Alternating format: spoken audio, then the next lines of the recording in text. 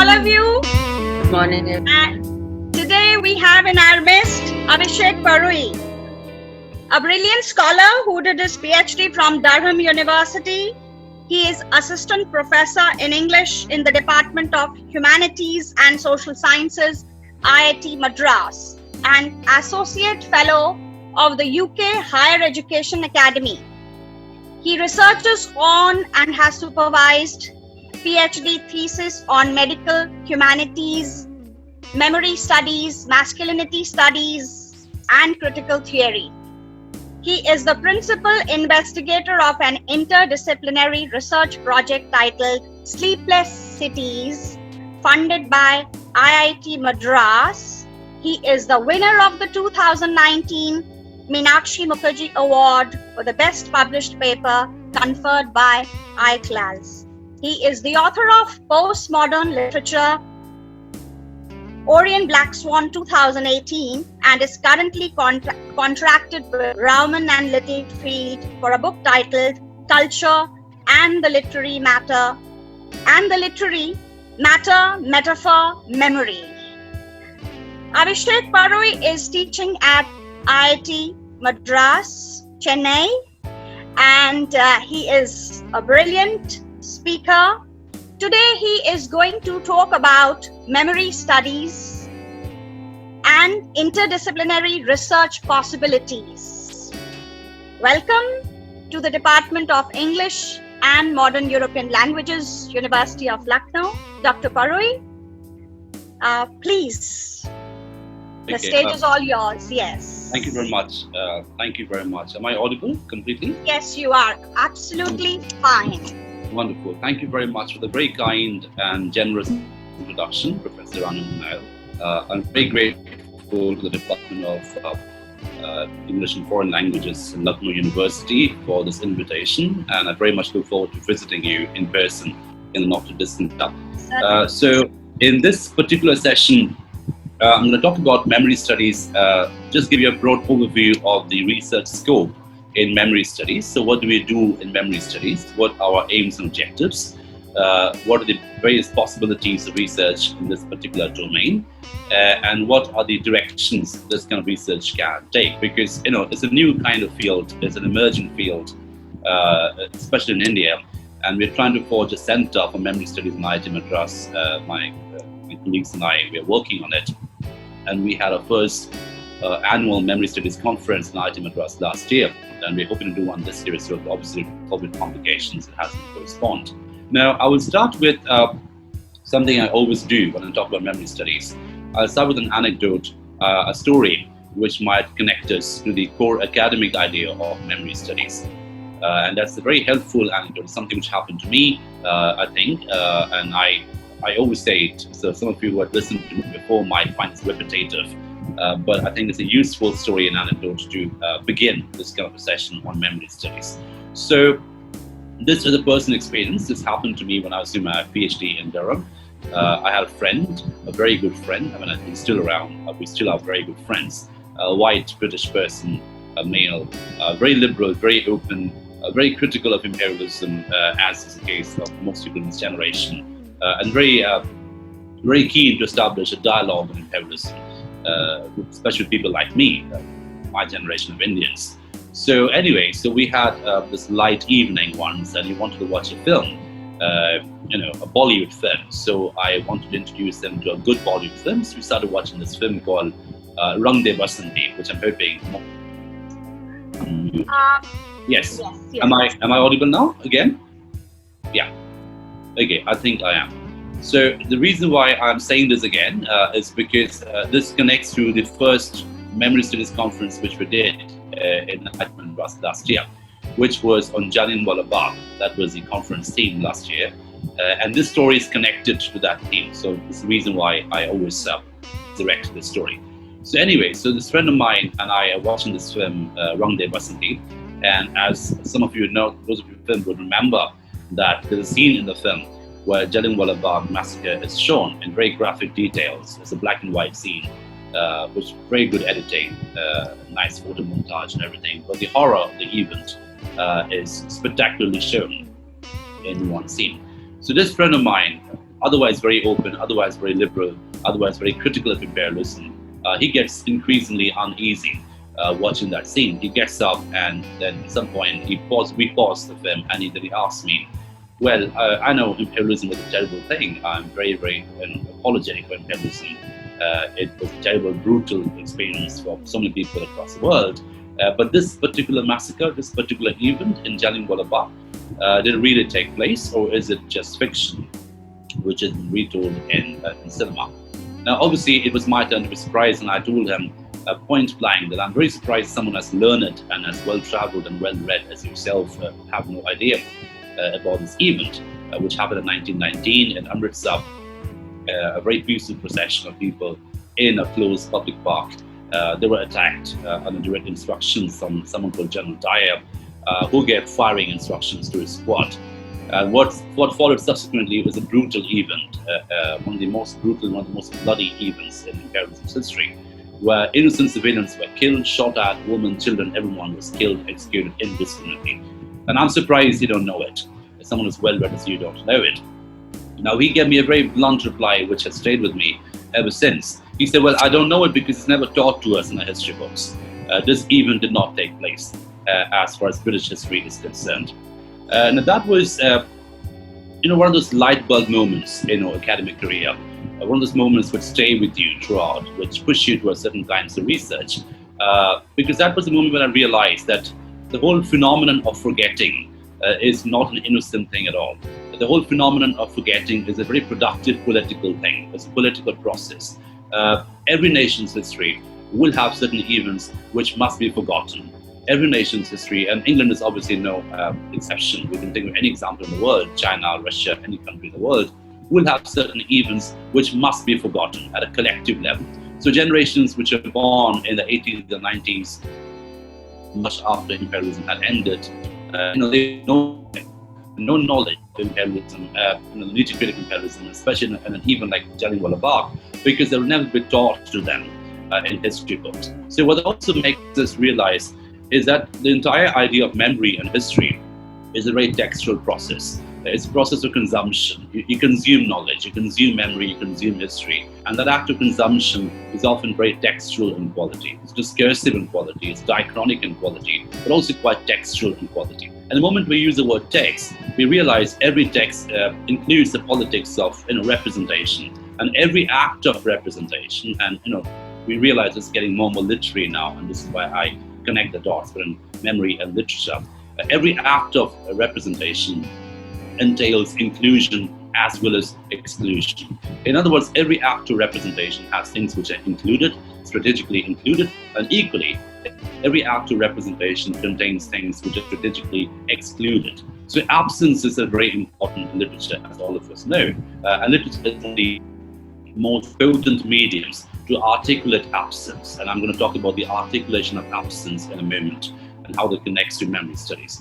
But suffice it to say, at a very collective, macro, discursive level, every nation's history will have a series of events which must be forgotten. In other words, forgetting is never an innocent activity. Forgetting is always a politically invested activity. Forgetting is always a manipulated activity. Forgetting must be produced. Forgetting is an act of production. Forgetting is an agentic activity.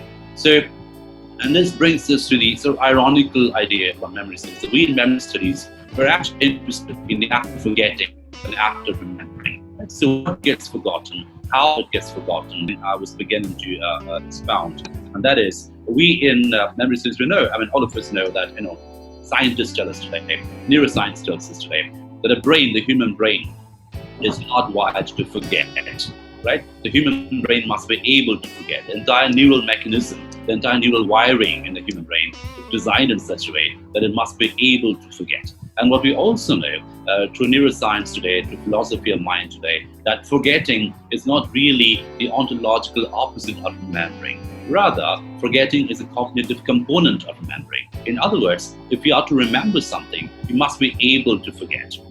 So again, we are back to the idea that I just started off with. Forgetting as an ability, forgetting as an agentic activity, as an agentic ability, something that you must be able to do, something that must happen in order for the brain to function normally, to function seamlessly. So What we're looking at is memory as an act of, and this is the model of memory that is used today, not the model of recollection, but the model of reconstruction. So scientists today, theorists on memory today, they prefer to look at memory as an act of reconstruction rather than recollection. And obviously, the moment we use the word reconstruction, it immediately has a textual ring to it. Memory as text, memory as a textual activity, the brain as a textual activity, as a textual machine, something which is reconstructing. And obviously, as those of us interested in critical theory knows, that any act of reconstruction also includes an act of deconstruction. So again, we're looking at remembering and forgetting as entangled activities, not as oppositional activities, but entangled activities. So when a brain is remembering something, it is also simultaneously forgetting something. That's how it works. That's how the brain encodes information. So the encoding of information takes place through articulation, through processes of preservation, but also through processes of exclusion. When a neural system is encoding information, it must be excluding certain bits from the information for the brain to function normally. Right? So any act of encoding, any act of cellular encoding, any act of neural encoding also includes exclusion. And I realize I'm beginning to sound a bit ironical now. It includes exclusion as process, right? So at a very fundamental structural level, what we're able to see right away is how the cellular quality of remembering, how the neural, right, okay. So we understand is what we see at a cellular level, at a neural level, at a psychological level, that inclusion and exclusion takes place simultaneously in the process of encoding, because at the end of the day, the scientific understanding of memory is an act of encoding information. The neural codes, it creates the codes which stay, right? So the process of encoding that happens in the brain, and that process of encoding contains in itself the process of exclusion. So any act of coding at a cellular, psychological, neural level contains an act of exclusion, right? But the same thing is operative at a more structurally discursive level. Every culture, and I use the word culture, and Professor Brown mentioned the book that I'm writing at the moment, Culture and Literary, Matter, Metaphor, Memory. That's the title of the book. So in that particular book, which is a work in progress now, I look at culture as an activity of encoding. But every culture is an activity of encoding. It has a very coded quality. That's why each culture is unique in its own way. The codes are unique, right? What you remember, the stories you consume when you grew up in a particular culture, depends on the politics of encoding, what gets encoded, right? And equally what is important is what are the things which get left out in any particular culture, right? So again, silences, absences, these become very important categories. These become very important states in any culture. Certain events which are not talked about. There are certain states which are not articulated in terms of how a culture is encoded, right? So at a macro level as well as at a micro level, memory as an act of reconstruction, it entails an entanglement of remembering and forgetting, of reconstructing and deconstructing. The human brain, as we know today, is hardwired to forget. It is designed to forget. That's how the entire neural design, the entire neural makeup is made in such a way that it should be able to forget. And then equally, what we also know is that the human brain is a biased machine. It is designed in such a way that it has bias embedded in it. So bias is something which is embedded in the human brain. So we have color bias, we have taste bias, we have smell bias, and obviously, as we all know, all these different sense perceptions are connected to memory.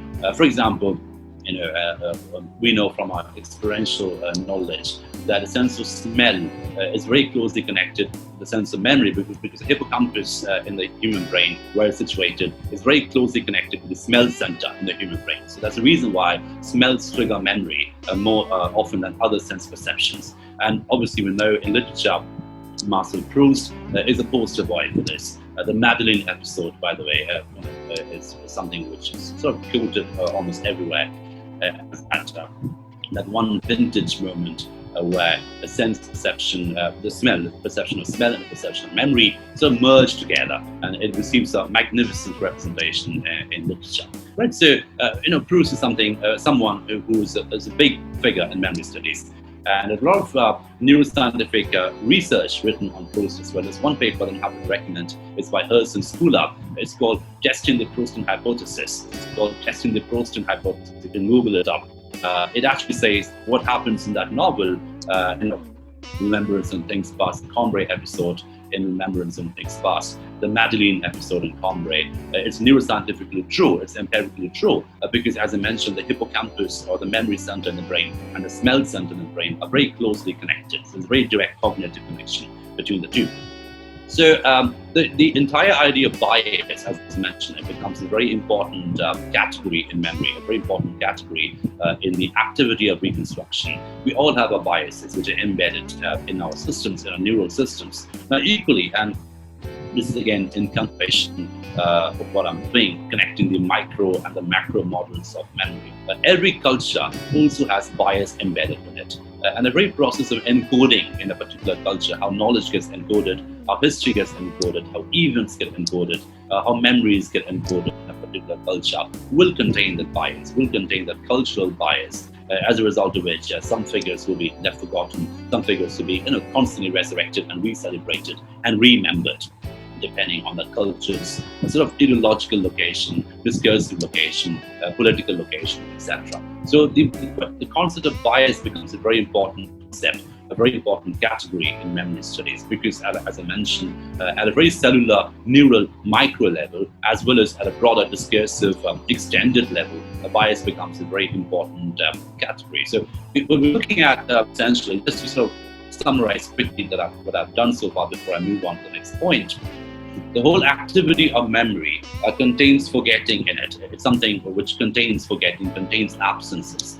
As very much part as a cognitive component of the activity of reconstruction. Equally, the very act of memory, the very act of recollection and reconstruction, that's the more valid term scientifically, contains bias embedded in it. So bias and forgetting, bias and absences, these become very important categories even in the scientific understanding of memory, even in the scientific understanding of how the human brain remembers. And obviously what we do in the memory studies from a humanities perspective is we connect the hardcore neuroscientific, psychological, cognitive dimension of memory and try to see how that exists at an interface, how it inhabits the interface between the cultural component of memory, the macro component of memory, the broader distributive models of memory, shared memory, history, and history's idea of shared memory. Now, with that, let's come to literature. So what is the deal of literature? Why look at literature at all in order to sort of study memory in a more nuanced way? What is the sort of unique perspective literature can give? Now, before I do that, what I tend to do is, and again, this is something I'm doing in the book that I'm working at the moment, we need to define what fiction is. We need to define what literature is. So what is the working definition of fiction? It's fiction history, it's fiction fantasy, it's fiction reality. So how do you define, how do you sort of put an ontological definition to fiction? Now, my very quick definition of fiction, working definition of fiction, something which I find helpful in my understanding of this entanglement of reality and fantasy, is that fiction is a combination of perspectives. Fiction and makes it a very interesting cognitive entanglement.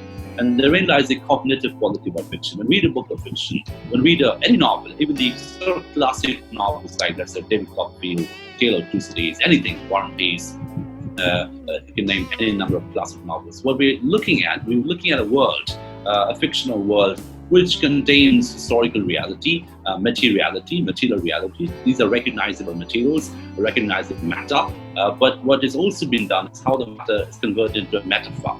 And that's the subtitle of the book that I just mentioned, Matter, Metaphor, Memory. Right? So how does matter become metaphorical? So what's this complex process of encoding through which the material becomes the metaphorical? This is what fiction does. It converts material into the metaphorical. And then it sees how that matter-metaphor entanglement enters memory in the act of reconstruction and act of remembering that takes place. So in other words, fiction is a combination of what really takes place and with what can take place, what may take place, and what should take place. So all these different perspectives are put together in fiction, as a result of which it is a very complex cognitive medium, and also, as we all know, it can be politically subversive as well.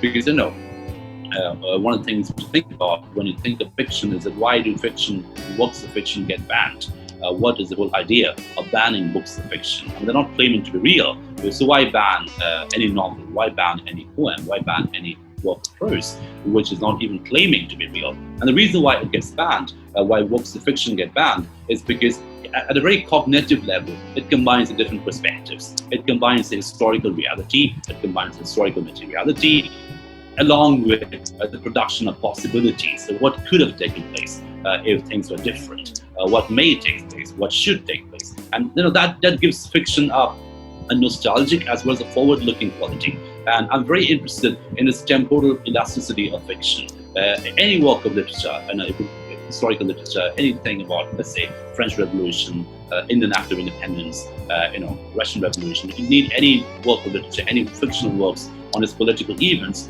obviously it takes you back to the era. But at the same time, because it's giving you the possibilities of what could have happened, it also has the forward-looking quality to it. So at a very temporal level, fiction is a combination of nostalgia and this forward-looking gaze, this production of possibilities, as I mentioned. And that is what makes fiction complex temporally, ontologically, as well as politically. That's why fiction can be political and subversive in quality, in terms of what it can show us, what never happened, but what could have taken place and what should have taken place. Right?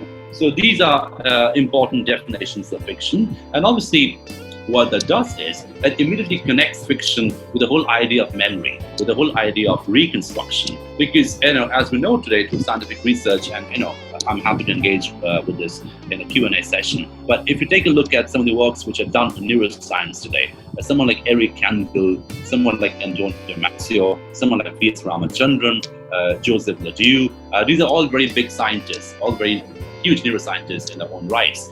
They work on split brain patients, they work on Alzheimer, they work on different kinds of memory loss syndromes. But what they're all saying is, at a very core fundamental level, the very act of remembering, the very act of reconstruction, it contains an entanglement of information and imagination. And that's a very core thing. I'll say it again. It contains an entanglement of information and imagination. So any act of remembering also includes in it an act of imagining to a certain extent. So again, we're looking at the production of possibilities, because imagination is obviously the production of possibilities that happen. So fiction, or sort of memory at a cellular level, and also at a historical cultural level, it includes imagination and sort of information at a very sort of connected categories, core connected cognitive categories. So we can see how there's a very direct structural and functional this act of construction and consumption, right, which happens all the time. And as scientists tell us today, that act of construction and consumption also contains the degree of imagination. So what we're looking at, memory also as an act of wish fulfillment. So when we remember something, we're not just looking back at the past, we're also looking forward to the past. And this becomes temporarily complicated, but that's exactly what happens. So looking back at the past is also a sort of an aspirational gaze. We're looking back at the past in order to make it better, perhaps, in order to engage with it more fully, more imaginatively, not always better, but more imaginatively. That act of imaginative engagement makes this construction of imagination and information very, very complex in quality. And this obviously connects to literature at a very fundamental level, because literature as an affective medium becomes very, very interesting, because it's affective language. And at a very core level, literature is encoded language, isn't it? Because, as I sometimes say to my students in class, and some of them are BTech students. So when I ask them, how did you find literature? And they always have very poetic definitions about literature. But I also remind them sometimes that, at the end of the day, literature is very technical language. Literature is a very encoded language. So there's a difference between saying, I was walking down and there were nice flowers. That's one way of putting it. And if I put in some other way, 10,000 saw at a glance, tossing the heads and sprightly dance. Now, what I'm actually saying at the level of information may be quite similar. But what I'm doing is I'm stylizing that information. And literature is an act of stylization. It stylizes information in a way which makes it effective, which makes it, again, the production of possibilities in some sense. And that connects us very directly and very cognitively with the act of reconstruction, with the act of memory, with the act of remembering at a very core psychological level, as well as at a very sort of structural discursive level. So I stop at this point, and I'm happy to take questions, because I think part of the session might get more expanded if I'm answering questions. So if there's any questions, I'm very happy to engage with them. Thank you for your attention. Thank you, Dr. Avishek Purai, for an excellent take on memory studies. and the way you talked about memory and how it is linked with forgetting, with imagination, and both remembering and forgetting is an entangling activity, you say. No, I'm reminded of some of the early 20th century writers like Marcel Proust, who talked of nostalgia and memory in a very deep way in a 1913 novel, Remembrance of Things Past.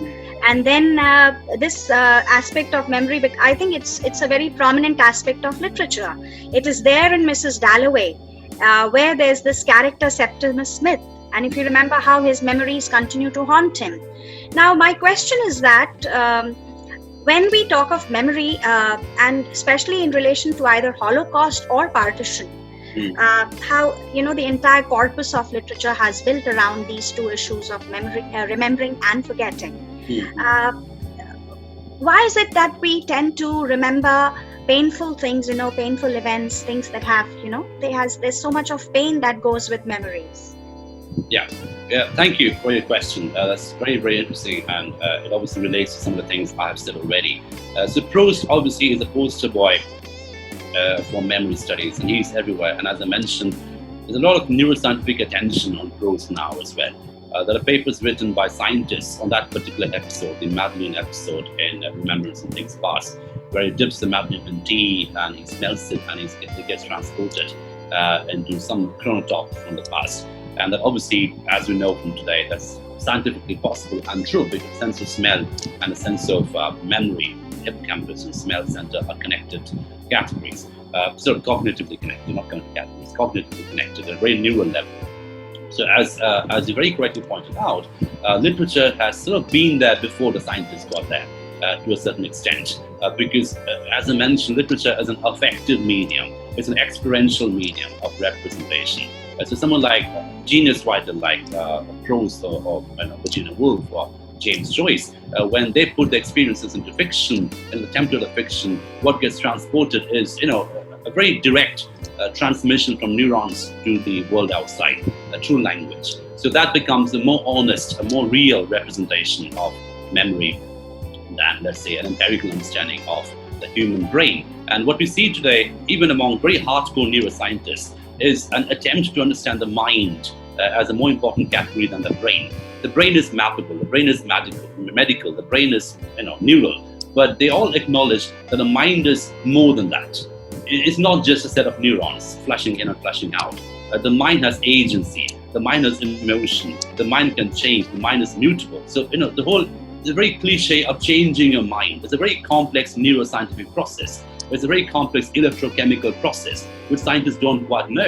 They don't quite know how someone changes the mind. How does it happen? We can't put a finger on it in terms of the empirical neural tracing. So it's very, very complex. So unsurprisingly, literature and poetry are looked at as very important categories of knowledge in order to understand the human brain and also the human mind in that process. Now, in terms of your question, why do traumatic memories get more represented in writings? Now, it's a brilliant question, because if you go back to the theory of trauma, and I'm more interested in someone called Pierre Janet, who was a contemporary of Freud, but didn't quite receive the same fame as Freud did. But Janet had this very interesting theory of two kinds of memory, and one was traumatic memory, and the other was narrative memory. Now, he was the first person to coin the term traumatic memory. It wasn't Freud, but he's got subsumed by Freud's fame. So Pierre Janet is someone I look at very seriously. Now, his theory was, interestingly, that in order for a traumatic memory to become narrative memory, there must be a temporal gap, right? So a traumatic mind cannot immediately put that into a narrative. So in order for that to become a narrative, there must be a degree of distancing before the mind can process the trauma and begin to tell the story, right? So any act or any attempt to tell the story of trauma must be a repeated attempt.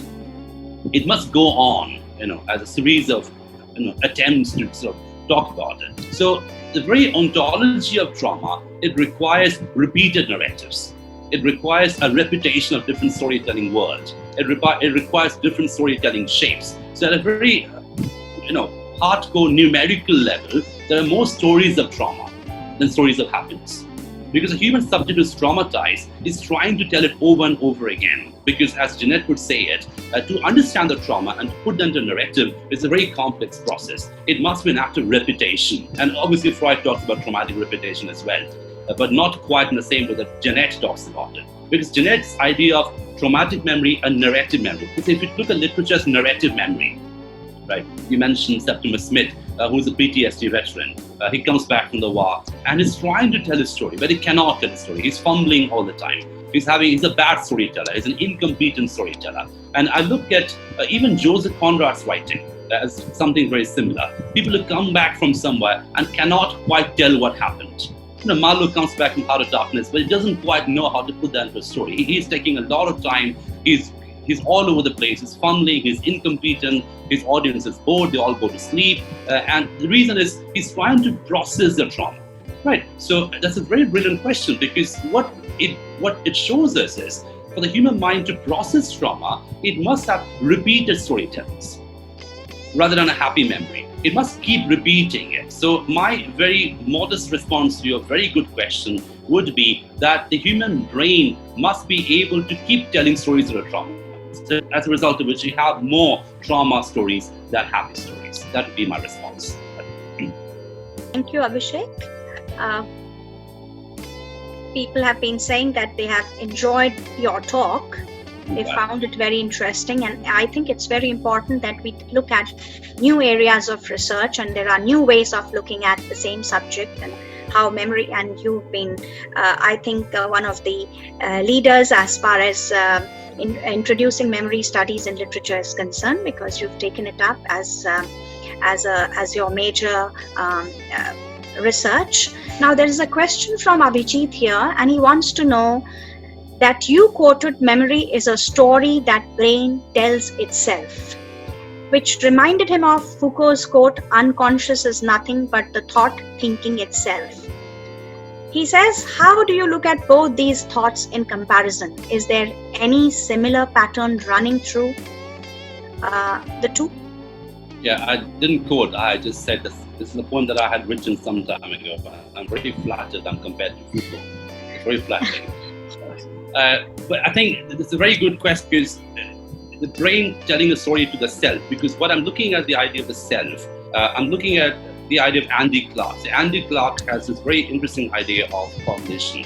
He has his 4E models of cognition: the embedded cognition, the extended cognition, the inactive cognition, and the embodied cognition, the 4E models of cognition. So at a very core level, cognition is an embedded phenomenon. It's inside your brain, it's the neurons, you see chemical reactions happening in your head. That's the embedded bit. And it is also embodied, the whole process, the whole body gets involved in the act of cognition. And mind you, in all the neuroscientific research today, starting with Clark and also with Damasio and everyone else I mentioned, is profoundly anti-Cartesian. And that's a very important thing. It's a very anti-Cartesian thing. So the whole myth of I think, therefore I am has been debunked, right? Because the Cartesian model is a very top-down model, right? The brain is somewhere above, it's very close to God, and the body is messy, the body is fleshy, the body should not be taken seriously. So the entire Cartesian logic, which informed enlightenment, was based on a binary of the nice brain and the bad body. And obviously, as you all know, this binary can very quickly get replicated into man, woman, white, non-white, European, non-European. That has been the legacy of Enlightenment, which has ironically, perhaps not so ironically, informed imperialism as well, to a great extent. Now, the reason why, and I'm glad Foucault came up, because the whole idea of looking at cognition as a distributive model, where you're embedded in it, you're part of the cognitive system, but at the same time, there's also, it is embedded, it is embodied, but also it is inactive. It's a process. That's what Andy Clark is saying. It is embedded, it is embodied, it is inactive, and the last bit is it is also extended. Now this gets really interesting, and I think Foucault comes in here very well. It's a very good way to connect to Foucault, because Foucault, the entire discourse of Foucault is to see how we engage with the extended environment, the extended power structures, the extended medical structures, the biopolitical structures, etc. Because the very idea of Foucault's biopolitics, it has this embedded extended quality to it. Because the welding, the collusion of politics and medicine, if you look at medicine as a very innocent category, which you should not, But even for the sake of argument, hypothetically, if you look at medicine as an innocent scientific category, which is directed to the body, to the mind, to the embedded thing, we see how Foucault is making that into also an extended thing, something which connects to the power apparatus around us, right? So I think it's a very important connection that Obijit, if that's his name, I'm sorry if I don't get it right, but if it's making that connection, I think it's a very important connection to be made. Looking at cognition as an embedded phenomenon, and also looking at cognition as an extended phenomenon. And this is where I think one can connect Foucault with affect studies. And there's one particular theorist in affect studies that I am a fan of, and I draw a lot on her work, and that is Sara Ahmed. Now, Sara Ahmed's concept of contagion is very, very interesting for me. It's very complex for me. And she says contagion exactly what the question asks. Contagion is something which the brain likes. I get contagious. The body gets contagious. The body gets infected. The brain gets infected. Contagion can be information contagion. Contagion can be virus contagion. Contagion can be any kind of contagion. So there is this very hardcore embedded bodily quality about contagion, the brain telling story of itself, etc. The brain making the body contagious, etc. But also, contagion is something which spreads at a structural level, at an extended level. So again, we're looking at this loop or entanglement, shall we say, between the embedded and the extended, which I think is something that can be it can offer us a renewed understanding of Foucault's politics, I think. This constant collusion between the embedded and the extended. So that would be my response. Thank you, Dr. Purai. There's another question from Sadaf Banu, and she says, my question to you, sir, is that can we normalize the act of forgetting? Because if that is the case, then it certainly contradicts the justification of those voices of marginalized literature that have been forgotten. Exactly. So does the act of forgetting ultimately empowers or disempowers such forgotten voices? Yeah, very good question. So as I mentioned at the very outset of my session, so we must look at forgetting as a non-innocent activity. Forgetting is never innocent. Forgetting is always politically motivated. Forgetting is always politically invested. So as was very correctly pointed out, there are all these voices, the dissenting voices, which are conveniently forgotten by a very statist representation of history, a very statist representation of memory, right? Which has one hegemonic version of how history happened, etc. And one writer that I keep going back to understand this tension between the forgotten and the foregrounded is Milan Kundera. Now, Kundera's The Book of Laughter and Forgetting is, I think, a sort of meta text, if I may, of this entire politics of what gets foregrounded and what gets forgotten. Right? And Kundera looks at forgetting as a very complex activity because at some level the state would force you to forget. For example, a post-communist Czechoslovakia, which is trying very hard to forget the communist era, is trying very hard to move on. It's trying very hard to erase all the records from the State Department, etc., etc.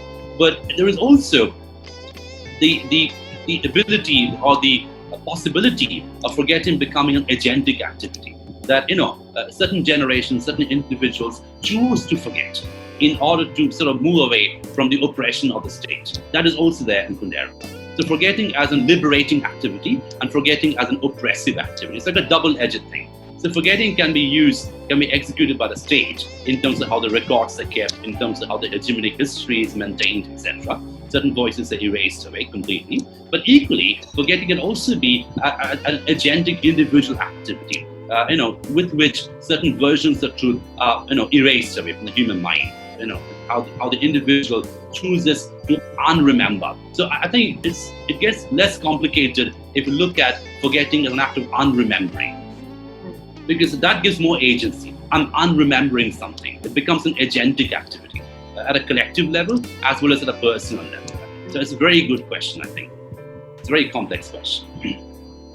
There's another question from one of our faculty members, Dr. R.P. Sharma, and he says that it is said in neuroscience that nothing is forgotten, only it just is in slumber. Can we say that memory and forgetting are the structures that are created by the analysts for making the text of the mind accessible?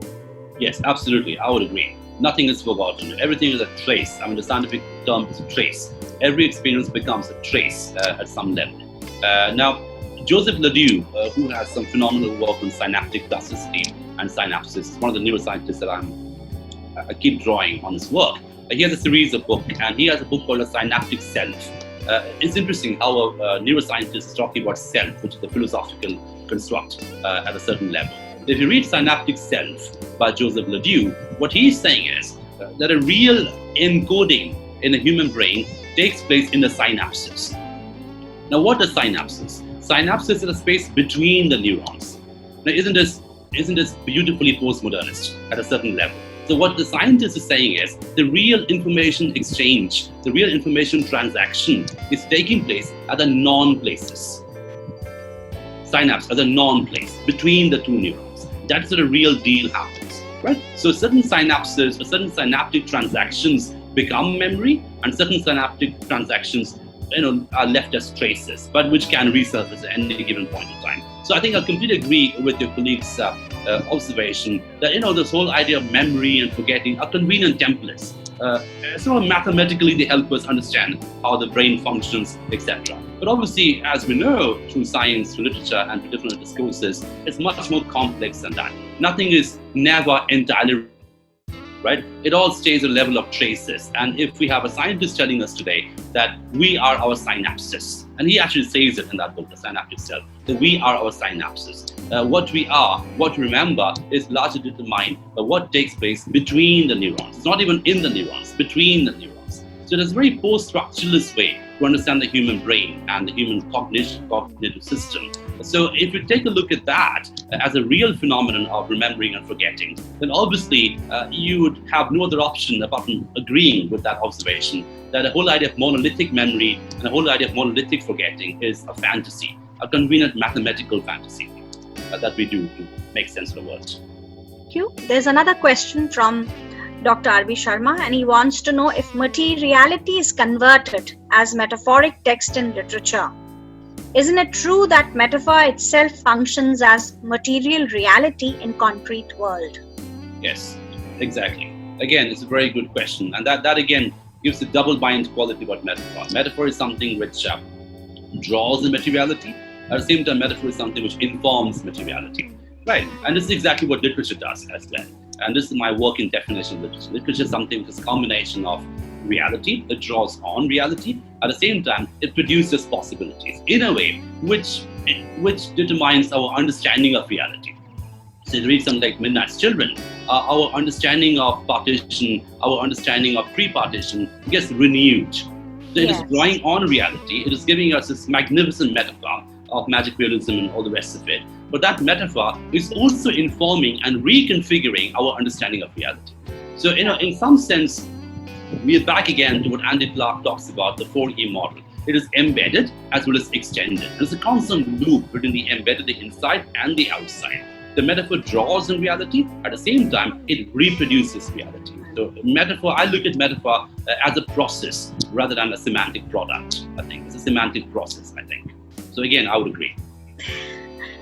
If you're not too tired, there are a couple of questions here. There's one from Sarfaraz. When remembering and forgetting or constructing or deconstructing memories is a continuous process, then using it over and over again differently by different authors in their works can be treated as reconstruction of history and historicity of the event that is being dealt with. If yes, how? Yes, I mean, the very idea of history is his story, isn't it? It's always a story. As I mentioned, we as primates, we as animals, we've evolved through stories. And as I mentioned, some stories became science, some stories became religion, some stories became culture. But at the end of the day, we have evolved through a very coded system of production and consumption. And a culture as a code, we have had certain moral code, religious code, scientific code, all the rest of it. Now, obviously, anything which can be coded can be decoded and recoded. And that's the whole textual process of evolution. So I'm sort of doing a Derrida on Darwin. Forgive me for doing this. So the whole idea of a textual process of evolution, it requires an endless activity of coding and encoding and recoding. So I think you're completely correct, the person who asked the question, that any event in history can be retold from different perspectives. Now, it is also, I never have a memory study session without mentioning a ridiculous example. So do forgive me for mentioning a vulgar, ridiculous example. It is one of my favorite examples. And I will never leave the session without mentioning this. It is also important how certain ridiculous versions of history become so institutionalized, some grotesquely ridiculous versions of history became not just institutionalized, but also celebrated as like something which really happened. So I'm thinking of, and forget the vulgarity of it, I'm thinking of a movie like 300. I don't know how many of you have seen it. It's a Hollywood film called 300, which retells the ancient Greek Herodotus story of how 300 great Greek gallant soldiers fought 1,000,000 Persian monsters. I mean, that is the crux of the story. Now, obviously, it's racist, it's offensive, and it's completely untrue, it's bogus. Everyone knows that. Now, what we also know is how that version of history gets such a lot of institutional backing from the white Western world, being Hollywood, the white Western male world of Hollywood, that, it becomes a major production, a major production and reproduction of reality. Now, even a bogus version of reality, a bogus version of history, if given the right amount of discursive backing or discursive investment, can be endlessly reproduced. So I think the whole act of reproduction of reality is something that storytelling does. That's a very core, fundamental, ontological function of storytelling. So 300 is a bad example, vulgar example, but a useful example, I think. It is useful for us to see how something is completely untrue can be replicated and celebrated as a white male fantasy. I mean, it's the classic white male fantasy. The original white male bodies, 300 people, before they became the British, before they became the imperialists, look how they fought the monsters. It's almost a human versus alien story.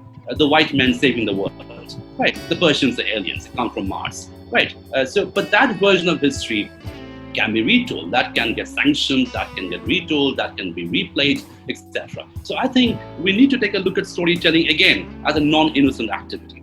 It's not something which happens, the grandmother telling story to the grandkids. It's not as simple as that, right? The whole process of how that story is encoded by the grandmother becomes interesting. Who are the monsters? Who are the bad guys in the story? Who are the good guys in the story? And that tells a lot, that reflects a lot on that particular culture. So I think we need to take a look at these innocent activities as profoundly non-innocent. That would be my response. Yes, and I'm glad that you talked about this issue of short stories and how short stories are not innocent. We've seen that with stories like, the ancient tales like Little Red Riding Hood and other stories, the Snow White and the Seven Dwarfs. And I can see that the whole, this area of inquiry, memory studies is a vast area. And 1 hour, 1.5 hours is not enough to discuss this. There's so much that one can talk about and discuss at length. What I would like you to do is maybe sometime in future, once the lockdown is over, perhaps you could come to Lucknow and then we could have an intense workshop or a 2 or 3 days intense workshop on this subject, because I think this is very exciting and it allows us to look at literature from different perspectives. Now there's another question. Are you ready to take questions? There are a few more questions, Avishek. Maybe one last question. Or there is one question, and there are two questions here. There's one from Pragya Tiwari. She says, I'm inquisitive about the concept of marginalization. Is it by default encoded in the human DNA, or is it acquired by experience? Can we say that the act of dominating and oppressing of one section over the other is taught through actions and stories, or is it a natural phenomenon for a living being? Yeah, I would say it's a part of both. I mean, it is very much part of again, we are back to this embedded extended thing. We draw on culture and we also produce culture, right? So human beings' location in culture is very complex. So we are consumers of culture, we're also producers of culture at the same time, right? So the brain is it's like a production consumption machine, the human brain.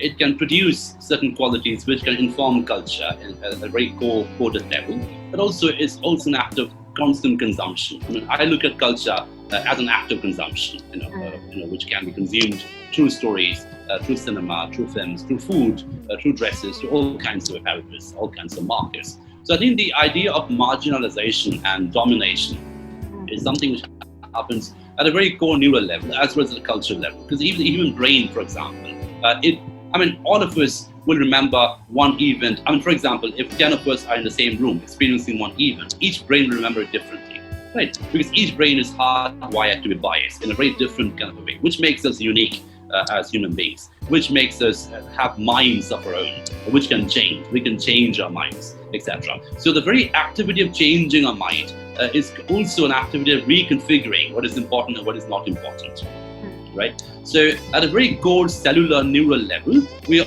always creating this politics of importance and non-importance. And that obviously gets played out at a more discursive level, at a more political level, in terms of what versions are more important and what versions are less important. Now, I'll just say one more thing, and this connects to your first question, Professor Ranu, and that, even something like trauma, even something like historical trauma, we find that even there are certain privileged experiences of trauma and certain non-privileged experiences of trauma. Now, one of the problems in memory studies, and I'm aware I'm being politically incorrect over here, one of the problems in memory studies is the moment you open your mouth and say, we're looking at memory studies, people assume you're looking at the Holocaust.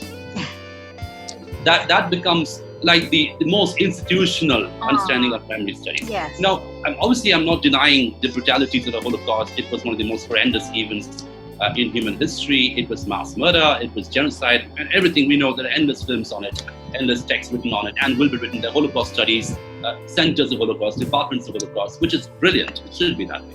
But what we also don't quite know is around the same time, very close to our home, very close to India, there was an event which killed far more people than a Holocaust did. By official records, it killed 6 million people. And I'm talking about the Bengal famine, right? The Bengal famine which took place at the same time as the Holocaust is happening.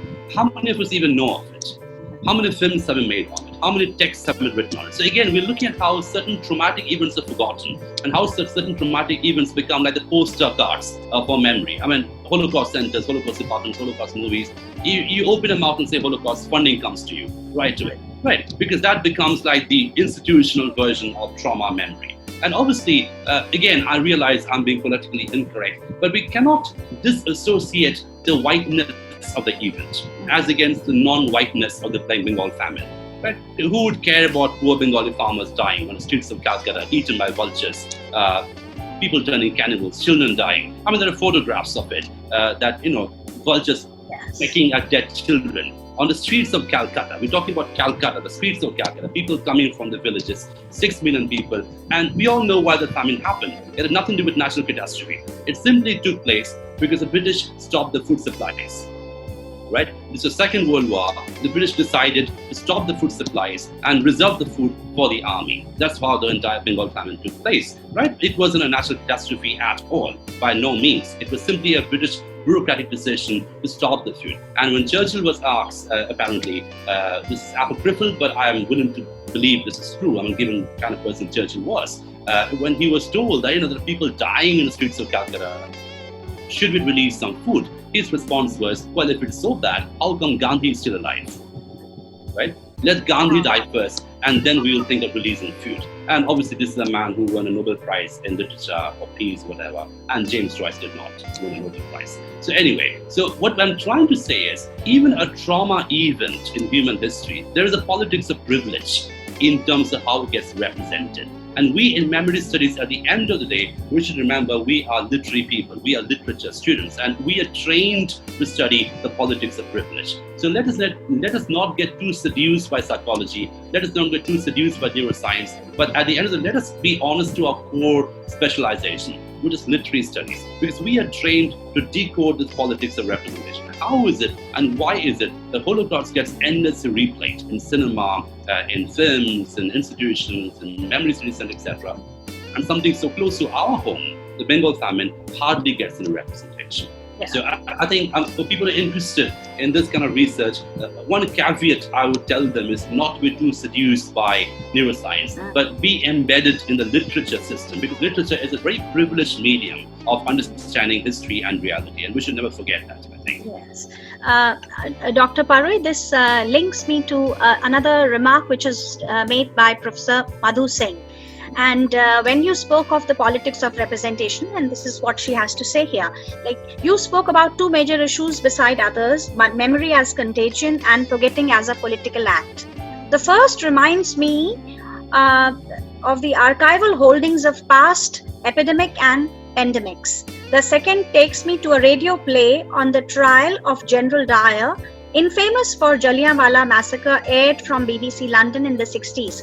Now, the British students may not be taught, but by consumption of such historical moments, do we become participants of collective memory?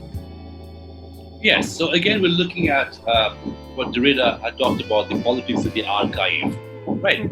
So what gets in the archive and what gets excluded in the archive? So the idea of the archive at a very ontological level, it has authority to it. So, for example, the radio trial of General Dyer, if you consume it today, and obviously we are allowed to be critical of what happened, right? We are allowed to engage with that reality. But my more fundamental question is, how accessible is that text?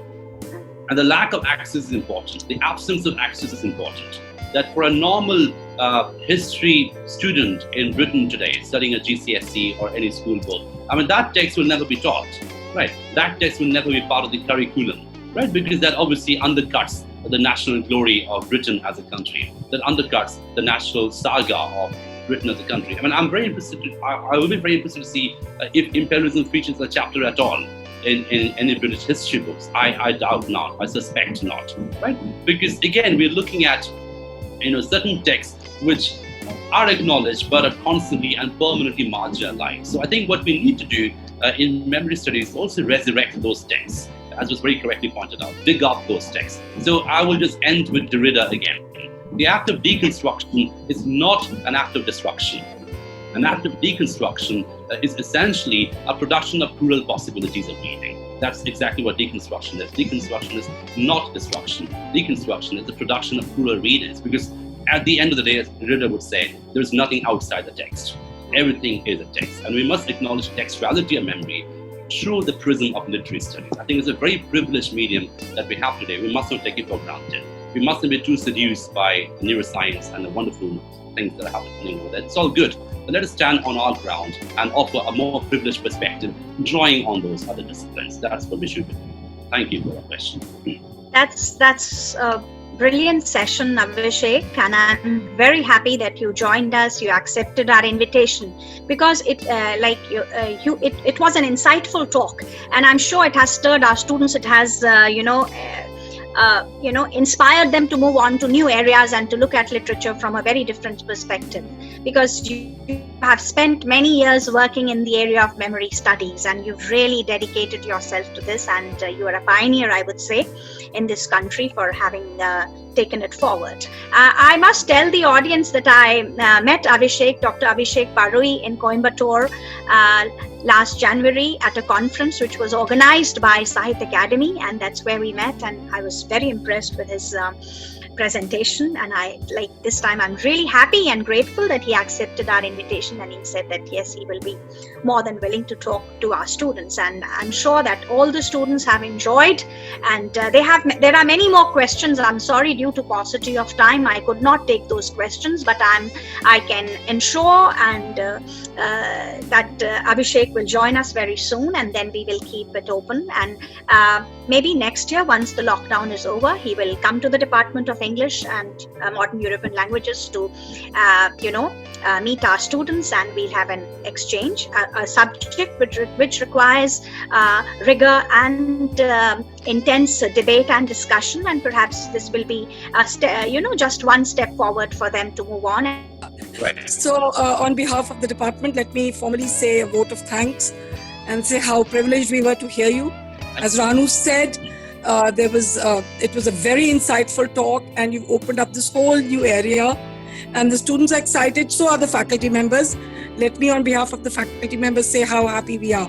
Thank you very much, ma'am. So, and I look forward to visiting your department, because I have a very romantic idea of Lucknow. I think Lucknow is one of the most symbolically appropriate places to study memory studies. So yes, of course, you must.